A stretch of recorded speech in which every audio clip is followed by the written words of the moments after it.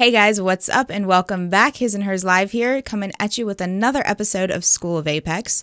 We are going to go through all of the legends for the current Season 8 meta. Now that we're a couple weeks into Season 8, we get asked this all the time. What are the best legends? What are the worst legends? So we have created a list and we're going to go through each one and why.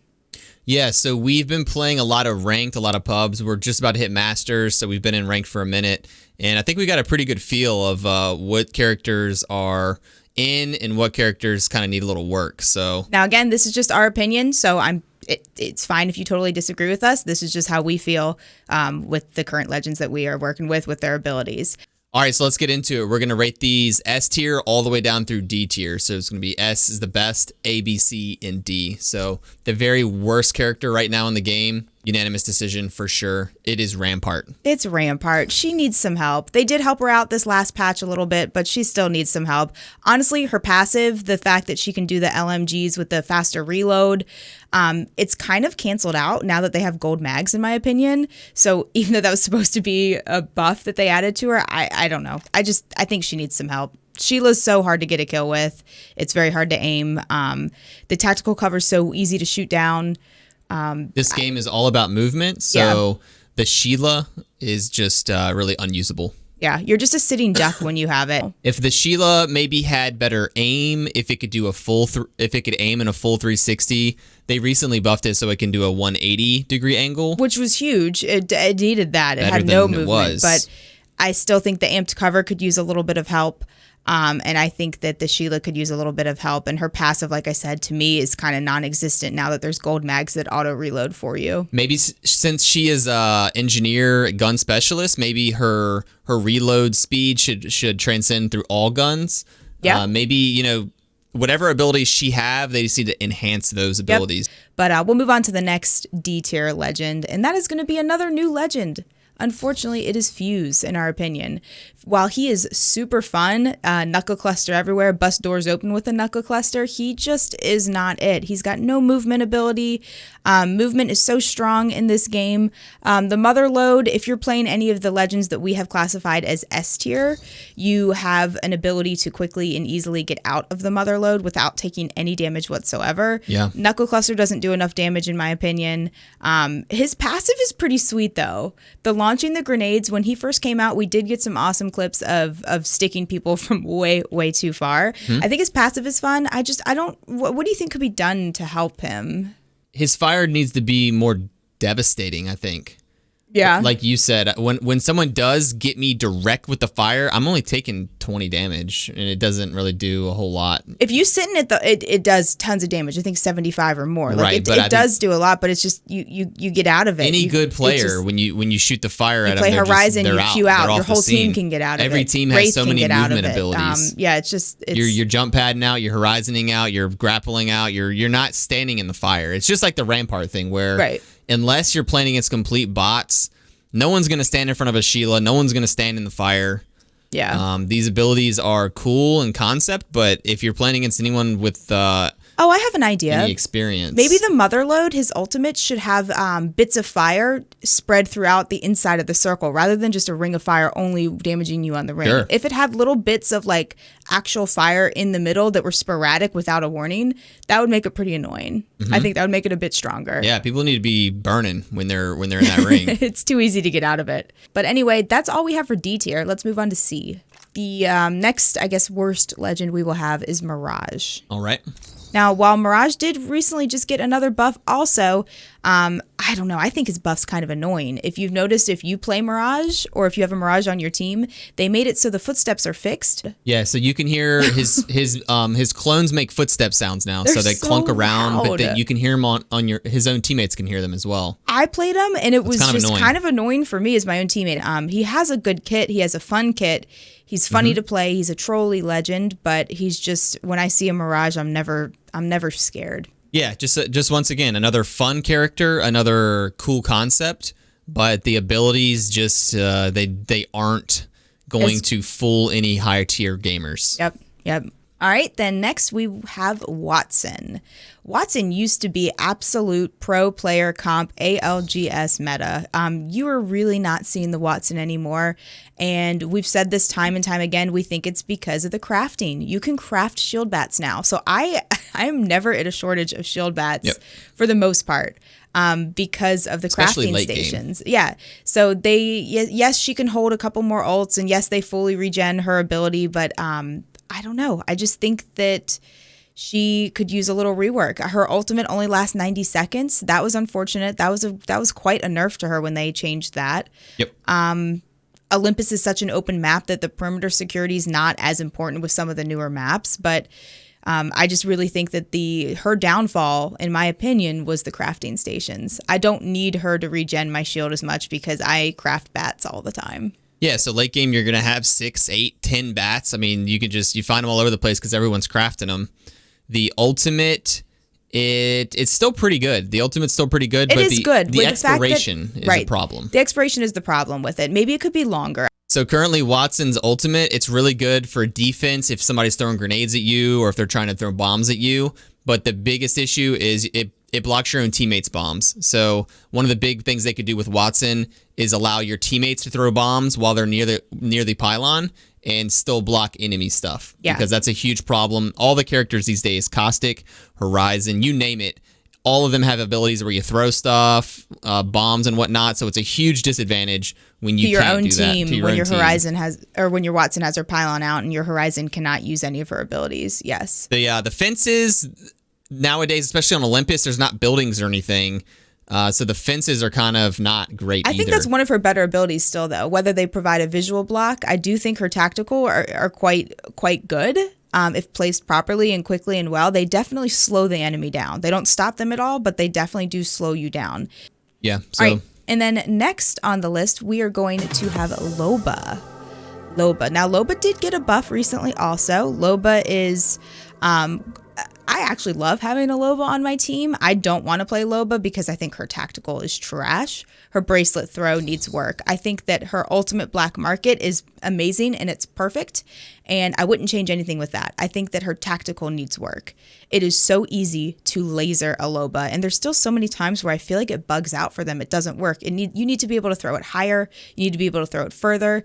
You also need to maybe have like a faster animation to get out of it, and I think LOBA would be great. I think that's the only change that you possibly need for LOBA. Yeah, I agree. Her bracelet is really, really bad for movement. It's so easy to laser her because you see exactly where she's going. It shows you a complete spotlight of, hey, she's going here. I can completely get a full clip of a gun on her before she is just able to move. I've got one idea for the black market. One more thing I'm thinking team-wise, because really teamwork in this game is crucial. What if for black market, think crypto, how you can use the drone to go easily get banners. What if the black market was in the radius of a teammate's banner, if you could grab the banner through the black market? I love that. That's actually a pretty cool idea. That's actually a brilliant idea. I've never heard of that. Because teamwork is everything in this game. So. I think that would make her a great team player. Making her survive on her own, no. But her tactical is kind of like a movement tactical, but she's just such a bad movement character. Yeah, so a little buff to the bracelet, maybe a little tweak to the black market. That would actually be really cool. I like that a lot. I haven't thought of that. She would be in business, I think. I like it. All right, we'll move on to the next one. We are on B tier legends now, B tier. And Andrew, I know it pains you to consider this legend B tier, but he just is. He is. You don't see him as often anymore. The also friendly, ever so fun Pathfinder. Probably still, in my opinion, a legend with the highest skill ceiling. I miss seeing Pathfinders. I really do. They don't exist. They are a rare breed. I love their passive. I love their tactical. I love their ultimate. I just think that what he needs is the low profile for a legend as large as he is just odd. Now, I know there was issues with the hitbox, and he is, while a lot of people call him a refrigerator, he's very large in one way, but when he's sideways, he is as thick as a sheet of paper. So I do understand that, but low profile needs to go on Pathfinder. It needs to go. It's a joke that it's on him. I mean, 100% across the community, low profile is ridiculous. I can't believe it's still there, but I still don't think low profile would fix him. His new hitbox is put it this way: when you're playing any other character that's smaller, and then you switch to Pathfinder, you just get clobbered. Yeah. And it's so noticeable, and the 5% damage isn't gonna fully fix it. So well, that'd be a start. That's a start at least. So also they just buffed Octane. And Octane, in my opinion, makes Pathfinder even more obsolete because Octane's jump pads do basically what the zip lines used to do. If I'm going to pick a movement character right now, 100% it's going to be Octane over Pathfinder. To summarize, again, remove low profile on Path, allow us to jump again on the zip lines. Bouncing on the zip lines multiple times, I think, would really make him more useful. And that's a start. All right, and then we're going to move on to the next B tier. We are going with Lifeline. Lifeline is the most selfless legend out there. I don't enjoy playing her, but I've never been a healer type character. But her abilities are pretty neat. The care package ultimate, honestly, that's to me that her ultimate. It's when I play Lifeline, I always forget to drop it. But her tactical is really, really interesting. You can do the heal drone and her passive with the combat revive. That was the huge work they did to her a couple months ago. Being able to just quickly do a combat revive is amazing. It is so annoying to fight a 3-stack team when they have a lifeline if you do not kill the lifeline first. Mm-hmm. A good lifeline is tough to beat. Another great thing about Lifeline is she has a small hitbox, so she's good at fighting close range and whatnot. Her ultimate is pretty much useless. Yeah. So that's one thing they could definitely change. They need to really rework the ultimate. It's like Judy said, you don't even drop it. It's just unnecessary. Right. Maybe if it was much faster. Maybe it could be much faster. Maybe you could have other loot as well, ammo. They've been reworking it. They've added more heals to it. They've added more to it. It's still, in my opinion, not as good as an ultimate could be. She, I think, has the best passive, though. Her passive, or one of the best passives. The combat revive is amazing, and it's really hard to fight. I just think that if a lot of this list taken into consideration of the S all the way down to D tier is the ability to survive on their own. And while she's a really, really good team player, I just wouldn't want to be the last one standing as a lifeline on my team. There's so many other legends that have better survivability. Similarly to the Pathfinder Octane comparison, you have another healer that's just way better, and that's going to be Gibraltar. So in a game when you have two characters that fit the same shoe, you can't have one that's way better than the other. I think really what you could do to help her out a little bit would be maybe just make the care package a little bit better for her ultimate. But I love the combat revive. I think that's great. All right, and then we will move on to the next B tier legend. And the last one we have is Bangalore, one of the original legends, Bangalore. We have some interesting ideas for Bangalore. So as you know, her passive, the double time, I think is great. I think that's fun. It is originally slower than it used to be when she was first introduced. Then she has her tactical smoke launcher and then the ultimate Rolling Thunder. They've been buffing her a little bit here and there slowly. Rolling Thunder definitely blows up pretty fast, a lot faster than it used to. We actually think that she could use a little help maybe with her smoke launcher.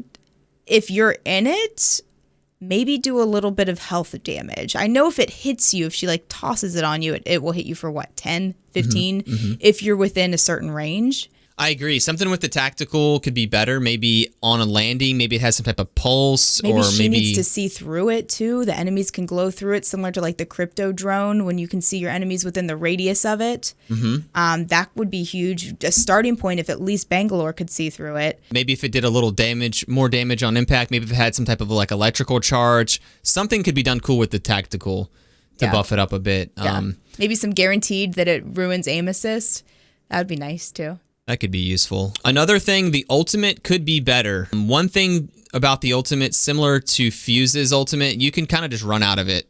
Yeah. You can, when it comes down, you just bounce. You're just out of it. Not many people are just standing in it. So one thing you could do when sometimes you can't though. I think her ult's fine. I think her tactical needs a rework. As the bombs, they come and hit the ground first before they blow up. Maybe the impact of the bombs landing on the ground could disorient or slow. Oh, that would be terrible. No. Just for like a second. Just something small. I think she's decent. She's balanced. Definitely balanced. She's decent. She needs an heirloom and she needs to see through her smoke. All right. I like it. All right, we're going to move on to the A tiers now. All right. It pains me actually to have this legend as an A tier, but oh my gosh, this is meta right now. Y'all, Rev meta. The Rev meta that we are seeing Disgusting. Is the W key King. So we're right now in King's Canyon. This is the first split of season 8. right now we are seeing Octane, Horizon, and Revenant W key crazy W key meta. So the big thing right now, Octane has a huge buff with his jump pad. So for example, one thing people can do, the Rev ult doesn't last very long. So you don't want to get too close to a team before you do it. But with the Octane jump pad, you can just throw an Octane jump pad down next to the ult. You could go into the zombie mode, and you can just yeet like 300 yards on that jump pad. He has one of the most complex ultimates. I remember as a newer gamer, I had a really tough time grasping what he does and how it works. So he's got a cool kit. He definitely does. I don't know. He's just, I cannot stand right now that he's meta and ranked. I don't like fighting against him. And that's why we kind of have him as an A tier right now, because if you get a strong character and a team in comms that are playing together and he placed his death totem in the right spot and they're able to not have it too close to the fight so it can't be destroyed, it's tough. It's actually really tough to go against. I would say I don't want to change anything about him. I don't want him any stronger. If you set plays up, specific plays using Revenant, he's really good. If you're just kind of just playing and just kind of like, and you're not in comms, if and you're just going with the flow no. of the game, it's really bad. But if you do very situational attacks using Revenant, and he can be very good. If you have 3 people working together with the death totem and it's properly placed and they have a strategic attack placed on you, it's pretty annoying, especially if they're doing it as a third party. It's very annoying. Maybe I just need to give him a try and keep playing him so I can be the annoying one instead of the one annoyed. But anyway, we'll move on to the next one. The next A tier is kind of similar. By himself, not so scary. With a good team used well, so annoying. That's Crypto. That is going to be Crypto. He is a good team player. He's a recon legend. His passive is amazing. I think that he's in a really good place right now. I think leave him alone. Don't do anything to him. We always say this, the legends that are going to be your A tier and your S tier, the top tiers, leave them alone. Don't necessarily nerf them. Buff the other legends to get up on their level, and that's fine. I like balance changes. I like changing it. Don't just because these legends are top tier, we don't necessarily, with some exceptions, Gibraltar needs a little work, don't want them to be nerfed. But with that being said, Crypto's got a really cool kit. His drone EMP is annoying. A good Crypto pilot can make it very hard to hit the drone. Very hard to hit that drone. The surveillance too, if they can place it in a really sneaky area and you are hiding in comp or you are hiding in ranked, they have wall hacks on you with the surveillance drone if you're within an area of where it can be, you're being scanned. It's very, very helpful in a fight if a smart person is using Crypto and it's used on a good team. Yeah, so like we said with Revenant, Crypto is very good at specific plays. If you're just out by yourself or not really great with the teamwork, Crypto is not going to be your player. Not a good solo character, in my opinion. If you're playing as part of a team, especially if you're playing ranked, his passive is amazing. The recon, the fact that he can just quickly scan the beacon without having to plug in and stand there and be vulnerable, how he can grab banners with it. He's got a really cool setup for a team that makes him a very strong legend. All right, now if you're solo and playing pubs, our next legend is actually a good legend for you right now. I can't believe he's so high up on the list because he's been down on the list, but we are talking about Octane. Mm-hmm. Octane had a nice buff at the beginning of Season 8, and oh my gosh, he is probably the most fun legend to play right now. I don't know if he's the best for a team still. I'm a little annoyed because the Octane, I think, is now the new TTV, what used to be the TTV Wraith, the go yeet into a squad and die and then leave the game, in my opinion. I think that's his new, that's what he's taking over, but he is really fun to play.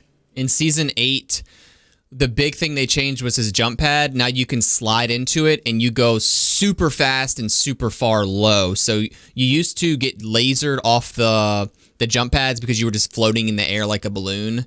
Now off the jump pads, you can actually survive and you can actually use them very aggressively or defensively. The Swift Mend, the passive, got a little bit of a rework too. It heals a little bit faster than it used to in the past.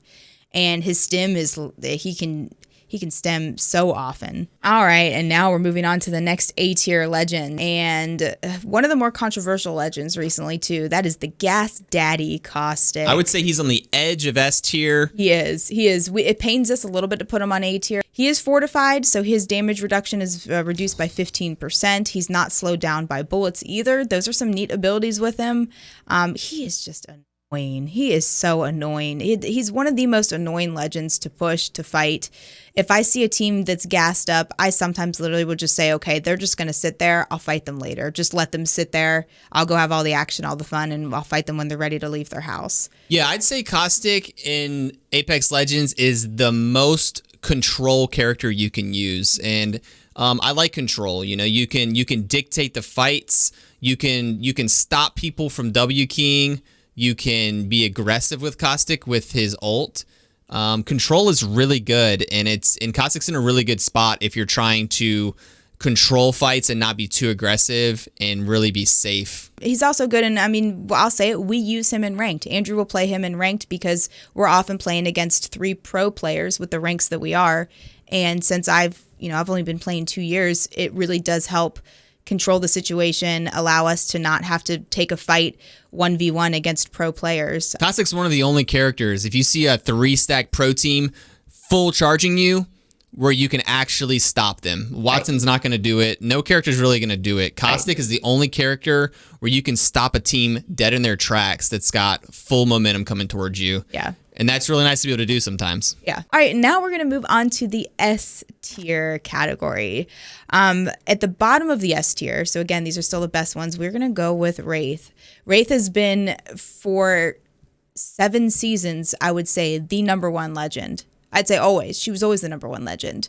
Up until this season, she did go down a few notches. Now we're still considering her S tier because her abilities in comp, her abilities in ranked to have her ultimate dimensional rift to safely relocate your team is extremely, extremely strong. I love her passive. Her passive doesn't need any help at all. You can know when there's danger. You know when there's a sniper looking at you. You know when the enemy's looking at you. I think that's a wonderful passive. Her tactical has taken so much adjustments over the seasons. She used to get into the void tactical much, much faster. She does some hand signals now. And she even most recently had an adjustment to her hitbox. So actually in firing range, you can shoot her in areas where it doesn't even look like she should be getting shot from.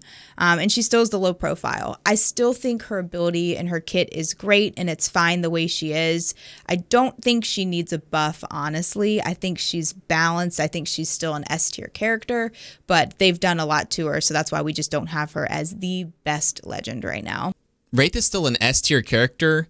And so that being said, she does not need any buffs. Just because she's not the very, very best S tier character anymore, we do see a lot of complaining in the community that her hitbox is big and all the Wraith mains are a little bit upset about that.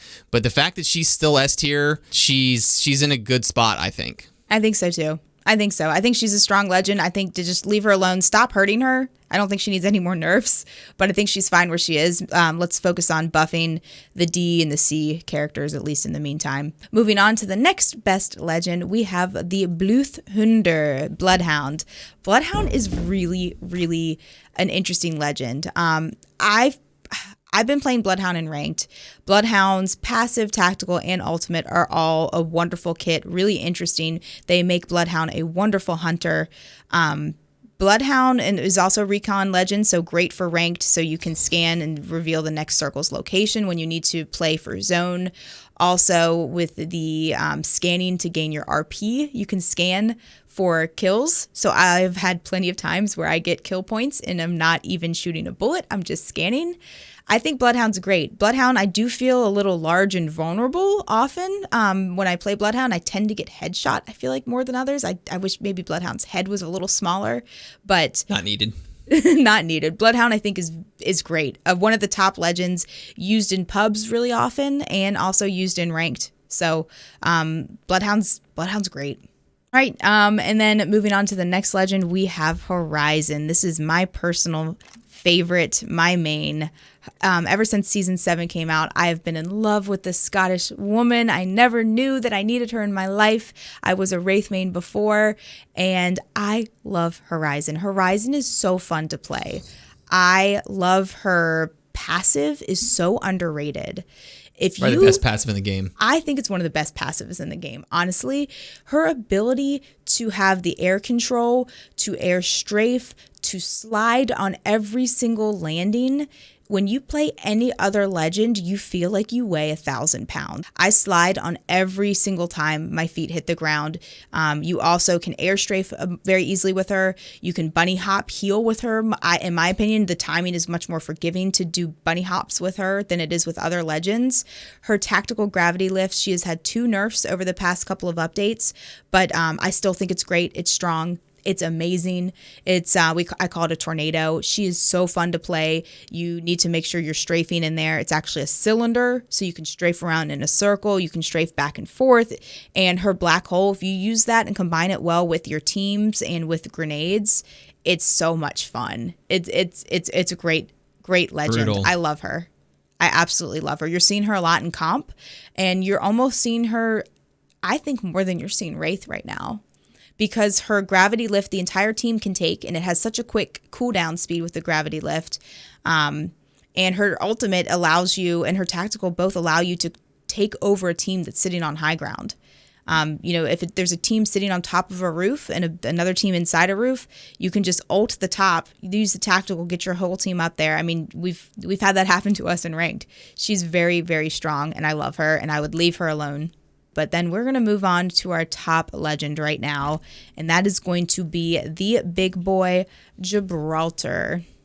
Kind of hard to put him at the very, very top. I would say that Horizon, in my opinion, is very closely ranked to Gibraltar, but Gibraltar has some team abilities that just make him really strong. Yeah, so I've been playing Gibraltar a lot recently.